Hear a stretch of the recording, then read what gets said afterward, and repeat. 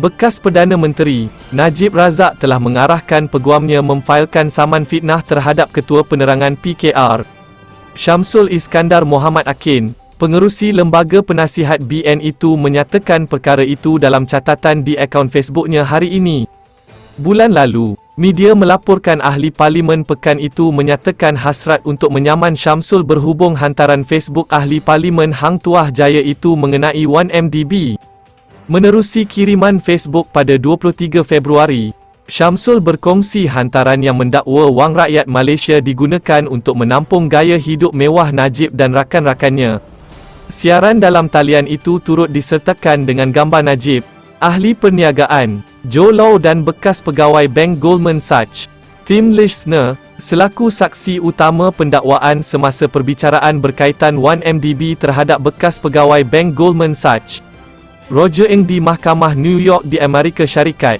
Lischner membuat beberapa siri pendakwaan terhadap Najib, Lau dan beberapa personaliti lain. Dalam catatan di Facebooknya hari ini, Najib mendakwa Syamsul gagal menjawab surat tuntutan yang dihantar oleh peguamnya. Dengan ini, saya telah arahkan peguam saya untuk failkan saman fitnah terhadap Syamsul di mahkamah, kata bekas Menteri Kewangan itu. Bekas Presiden UMNO itu berkata penyokong pembangkang enggan menerima bukti di mahkamah, sebaliknya meneruskan propaganda bahawa dia mencuri RM2.60 untuk membeli cincin dan beg tangan.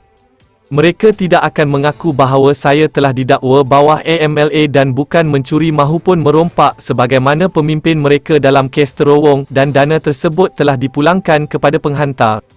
Bahawa saya didakwa dengan 9 pertuduhan menerima dana yang dikatakan RM2.60 itu dan juga didakwa dengan 7 pertuduhan memulangkan dana tersebut kepada penghantar 4 bulan selepas ia dimasukkan ke dalam akaun atas nama saya, katanya.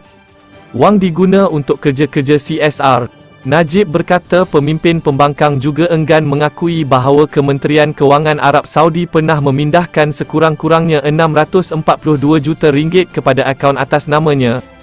Kata Najib ia kemudiannya digunakan untuk aktiviti tanggungjawab sosial korporat CSR termasuk bantuan banjir bagi 4 tahun berturut-turut dan bukan untuk kegunaan peribadi.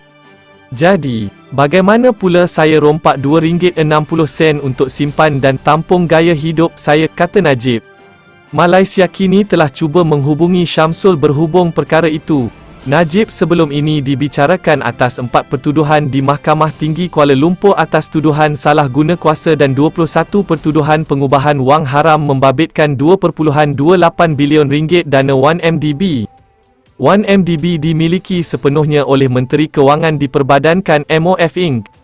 Selain bekas Perdana Menteri, tertuduh juga pernah menjadi Menteri Kewangan dan pengerusi Lembaga Penasihat 1, 1MDB. Pihak pendakwaan berhujah bahawa Lau, atas arahan Najib, telah bertindak dengan beberapa pegawai 1MDB yang lain untuk menyelewengkan berbilion ringgit dana daripada dana kekayaan negara itu dan melalui jejak kewangan yang kompleks. Untuk memindahkan sebahagian daripada dana itu kepada akaun Perdana Menteri ketika itu. Bagaimanapun, pasukan pembelaan berhujah bahawa Najib tidak tahu mengenai salah laku 1MDB dan keseluruhan urusan itu didalangi sepenuhnya oleh Lau dan beberapa pihak dalam 1MDB. Terima kasih kerana menonton.